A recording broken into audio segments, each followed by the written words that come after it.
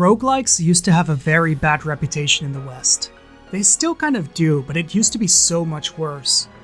Usually when looking back at old games made generations ago, almost all talk of them only started picking up in recent years.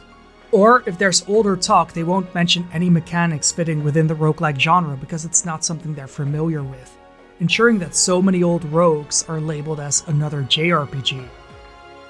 The game we're looking at today met the same fate, though we'll talk about the comparisons and history later on in this video. Let's just say that it originally piqued my interest because it reminded me of a current generation free-to-play title, but we'll get to that. For now, we know what we must do. We must go to the Neuro Tower and review Baroque.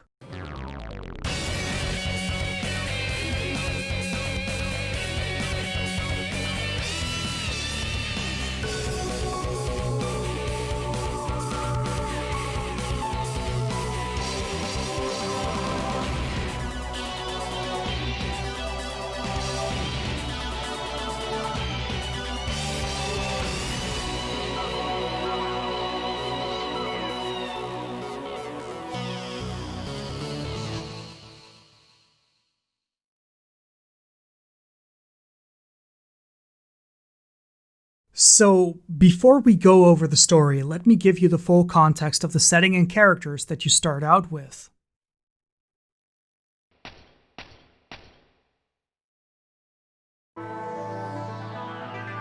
It seems you have difficulty speaking. Well, even though you are flawed, you are fortunate to even be in this shape. Is your memory damaged as well? You must learn what you must accomplish. Do you understand? Head for the bottom floor of the Neuro Tower. That is your mission.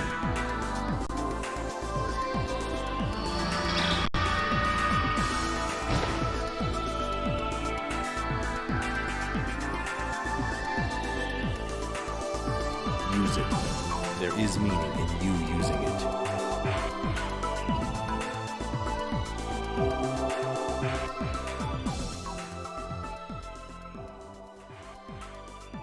Yeah, that's all you've got to work with when you're starting out, and it'll be a while before you get more context to anything.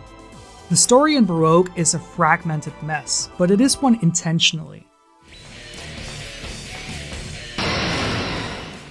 Do you remember our scar? Have we forgotten that scar?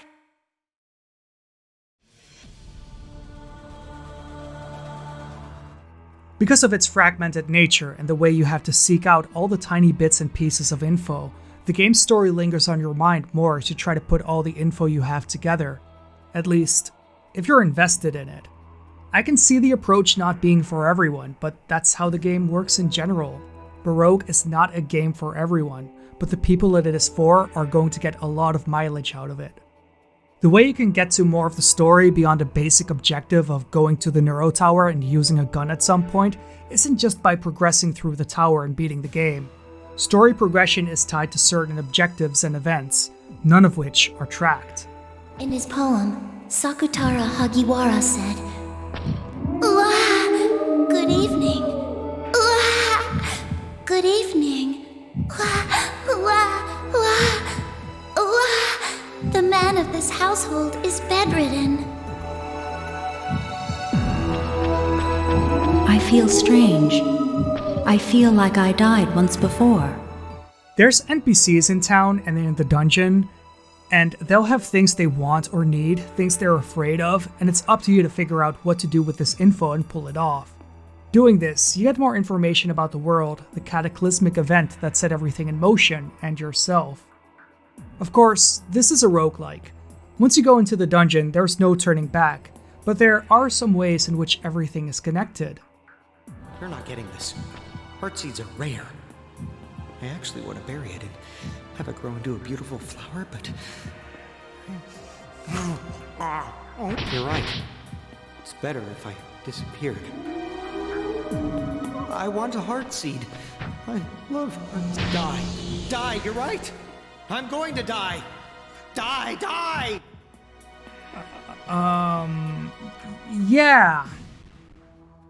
Yeah. One of the first things the game does, which is brutal and feels mean-spirited, is lock off the tutorial, forcing you to go into the dungeon with no way to know what's expected of you or how anything works. You're not expected to win that run, and you'll probably not make it very far. I died almost immediately.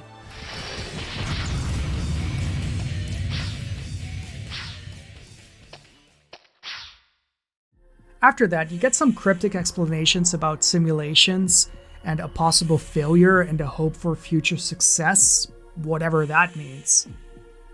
And then the game starts for real, allowing you to enter the tutorial and learn the ropes, properly talk to NPCs and get some more real information out of them. Or go to the dungeon for real. How's your memory? It seems you have difficulty speaking, but we must consider it fortunate that you are even in this shape. You should have already learned what you must do. You understand, don't you? What you must do? Or do you know what you must do to atone for your sin in the real world?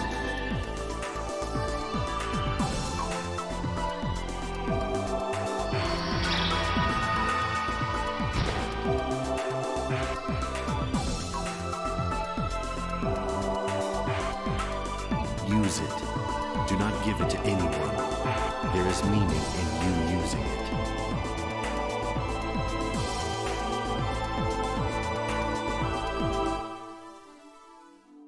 Combat is pretty straightforward.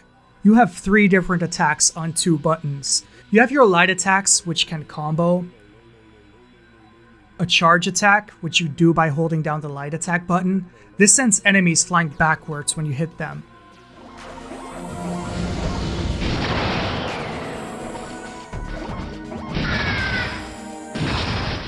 And a heavy attack, which is a single hit with the ability to reset the enemy's animations back to their neutral position. In most cases, spamming the heavy attack on repeat on enemies is your safest bet. There's a few different weapon types, and for most of them the difference is just stats, passive bonuses, and elemental attributes. Though there is a larger, slower two-handed sword, and a dagger you can dual wield that I never managed to collect a second one of, unfortunately. You also have the gun that the Archangel gave to you at the start of the game, but it has very limited ammo and you don't get any extra. After you likely die from something dumb in your first attempt, I'd really advise people to try out the tutorial.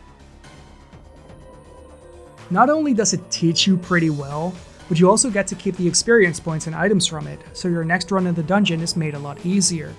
That and the tone of it is a highlight, god damn it. Is your vitality. It depletes gradually. When it reaches 0, your health will deplete. So keep an eye on the goddamn thing. The attack button. Don't think about dodging. Just try attacking the meta beings head on, goddammit. Please press the goddamn item button. That's right. I see you equipped it, goddammit. That's good. Good luck, goddammit. There are some major annoyances with the combat though. A lot of the time, the base combat reminded me of Dark Cloud, the first one. This is a game that came out late enough to be on both the PlayStation 2 and the Nintendo Wii, and it's somehow even rougher than the combat in one of the first PlayStation 2 action RPGs. Lock-on doesn't center the camera, so you still have to manually move it while locking onto enemies. There is a button to center the camera behind you, but it awkwardly cuts the camera behind you with a quick fade effect that is way too jarring to work properly as a recentering mechanic. It makes the game hard to control, especially early on, but it isn't something you can't get around. As far as I could tell, nothing was completely broken in ways that you would expect from a game with combat this dated and stiff to be. Stay. What? Where the real roguelike colors come in isn't just the dungeon exploring and permadeath that the game has. It's the item system. Anyone who's played Shidan Mystery Dungeon or a variation of it is going to feel right at home with most of these systems. Throwing is a very big aspect of a lot of the inventory management. You've got 2 screens of space for items, and that's a lot less than it seems as the dungeon is constantly throwing items at you. You got a sword that you think you're not going to be using? Throw it at an enemy for a really high amount of damage from a safe range. Any bones on you? Throw them. You can get by through most of the content just being aware of what you have on you that you can throw, especially if you got some good bones on you. Bones are kinda like this game's potions. They're unidentified when you pick them up most of the time, so their effect is a mystery. There's items that can help you identify them, but otherwise you're going to have to either try biting them or throwing them at enemies to see what they do. Sometimes you get lucky and throw an explosive or a homing bone at an enemy and kill it. Sometimes you decide to throw out bones because this enemy is too tough to deal with and you accidentally make it invulnerable.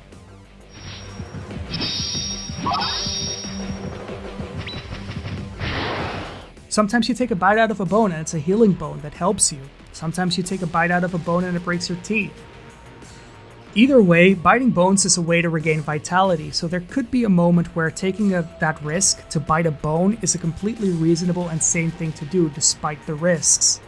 There's a ton of other items, like the equivalent of this game's magic scrolls, which tend to have special effects room-wide once activated.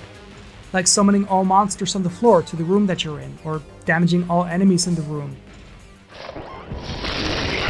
Some even heal everyone in the room, which sounds bad until you realize it's a pretty good heal to use when you're alone, or when you haven't attacked enemies yet. Landmines are a thing that I still don't really understand the point of using.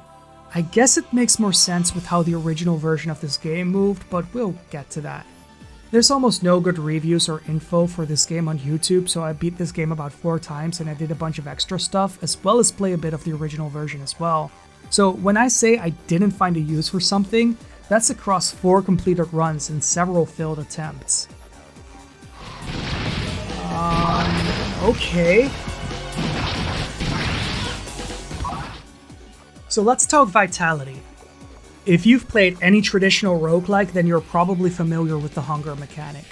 Over time, your vitality drains, and eating food is the main way to restore it. If you're full, eating more increases your vitality limit. The same goes for health. If you use restoratives while full, you increase your max amount. However, there's an additional mechanic here that a lot of games don't have.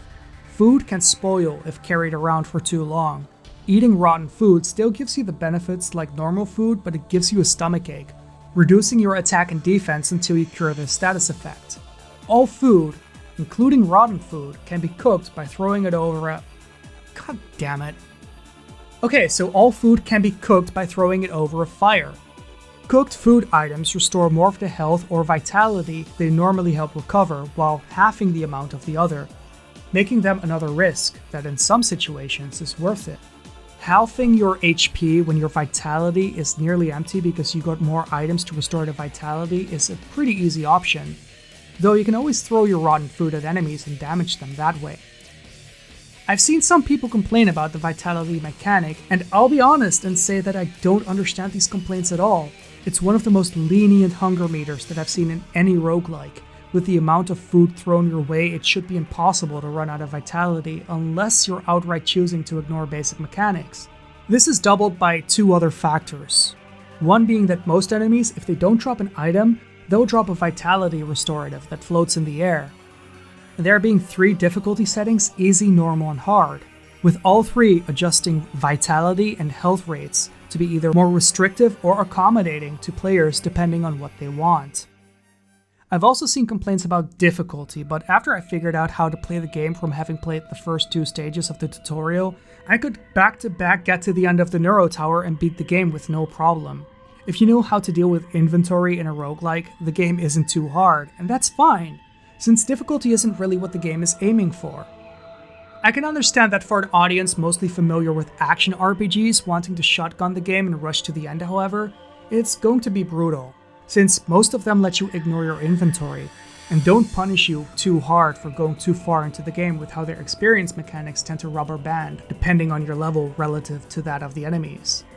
In Baroque, however, experience is a resource, and you best get that resource from as many enemies in the tower as you can before pushing forward. A thing that might annoy purists while making the more casual players happy, you can save between every floor. You died in the middle of your run and you want a second go, the game lets you do just that. Don't have the time to play a full run in one go and want to play the game in chunks? Perfect, you can take breaks between floors so you don't get too lost between what you were doing. By the time I really prepared myself to beat the game and get to the end of the tower, I saved my game on most floors, but in the end I never ended up loading a save that I made in the middle of a run. The game wasn't hard or punishing enough to require it. Even if death could be 1 or 2 actions away sometimes, death being that close is the nature of the genre, and with a good inventory, you should always be able to deal with that. Even in a game as weird as this one. Alms for this poor old woman. What a dear. This is for you. Take it! The main reason that I'm okay with the lower difficulty, relative to other roguelikes at least, and the ability to save between floors is because of the permanent progression. Since it's not just about winning the run, there's a lot of moments where you want to go for certain interactions at some moments and not fuck them up. A dungeon run takes about an hour, so you don't want to fail an interaction 40 minutes into a dungeon to get that bit of progression towards the questline outside of it. That'd feel cheap, and the developers understood that. And that's a good thing, because a dungeon run takes about an hour, give or take. It's not too long, it's not too short, and it ends up reminding me of another game that we're gonna talk about in a bit. A really good chunk of this game revolves around consciousness orbs, though they're not solely used for bringing items to NPCs on the surface. Consciousness orbs show up on certain floors in the dungeon, consistently on the same floor each time, so the likelihood of not getting any due to bad luck isn't so much of a thing here. Once you find one, you can throw an item into one and take it back, for a total of 5 across your entire run. One of the NPCs in town holds the 5 items you throw into these orbs, allowing you to retrieve them. So if you want to get a decent weapon to start your run off better, throw it into the orb. Want to start out with padded vitality? Collect food and throw it into the orb. Have items that you want to give to certain NPCs? Into the orb it goes. This isn't entirely new. If anything, it created a stronger connection between this game and Shiren the Wanderer for me. Shiren's main thing was interactions by throwing, but it also had storage places to safekeep items for future runs. What really pulled me into Baroque though, and this is going to sound odd, during my first run where I beat the game, OBS decided to just not record any of the footage. It recorded the audio, but the screen froze, so I had an entire video with a static screen and all the sound of the run.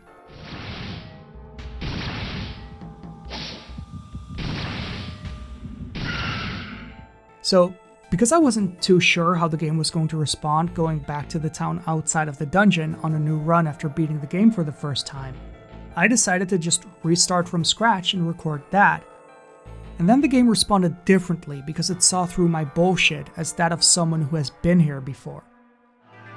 You didn't talk with the Twisted Ones? Whatever.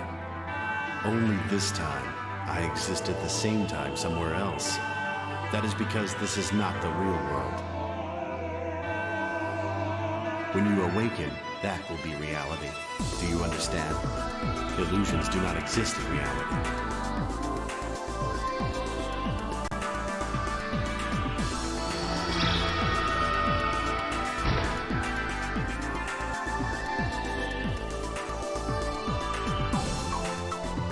Use this.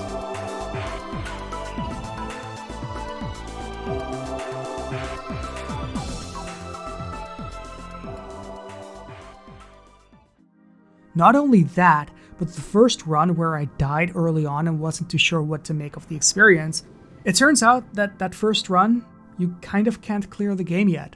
The dungeon is much shorter, and upon clearing it you get a similar cutscene to the one you got upon dying at your first run, with some different dialogue, making it more clear that for that first run, they're openly messing with you.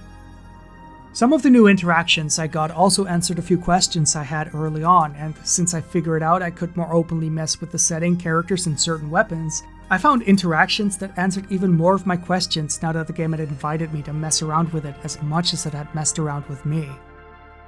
For the questlines and real major story beats and progression though, I'd really advise people to read a guide and follow that because you're going to need it. The game is obtuse. There are no refreshers and nothing is openly tracked to help you figure stuff out. So, do I recommend Baroque? Yeah, actually. It's a rough game for sure, but if you like roguelikes and action RPGs, it's worth a shot. It's memorable, to say the least, and in a lot of ways it feels unique in that sort of, how has nobody done this sort of way? If you're going to emulate this, I suggest going with the Wii version because you can run it in Dolphin, and well, Dolphin is one of the better emulators around, so you're probably going to have a better experience than emulating the PlayStation 2 version. And to be fair, someone did do this before. Baroque on the PlayStation 2 and Wii is a remake of a game that was originally published on the Sega Saturn and later ported to the PlayStation. Baroque on the Saturn and PlayStation 2 is a very different experience altogether.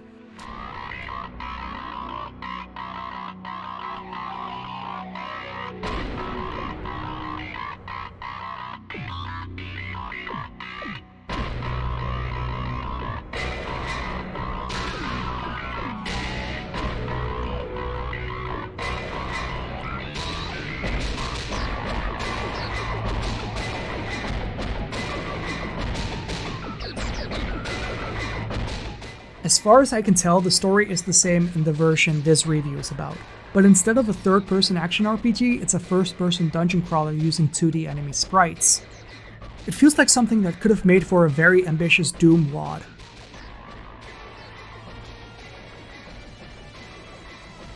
The atmosphere in this version is killer though.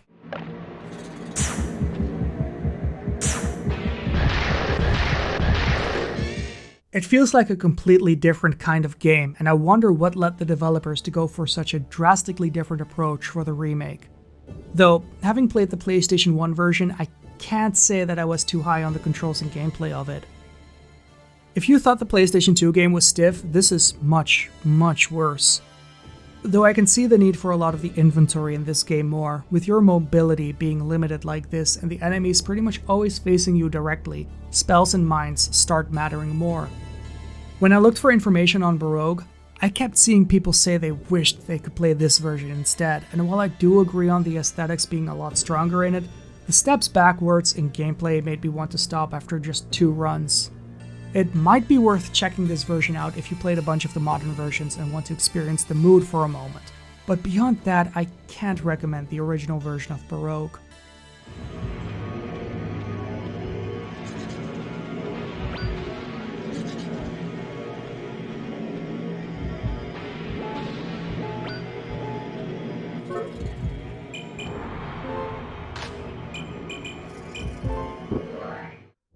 So, what about games since then? Well, there's 2 other games I keep seeing brought up in discussions about Baroque. Okay, 3, but even I think Dark Souls is too much of a stretch to take seriously. One of the games often brought up was the main reason that I wanted to try Baroque out, because I saw the box art for this game, and looked up video footage on YouTube and went, wait, this is Let It Die.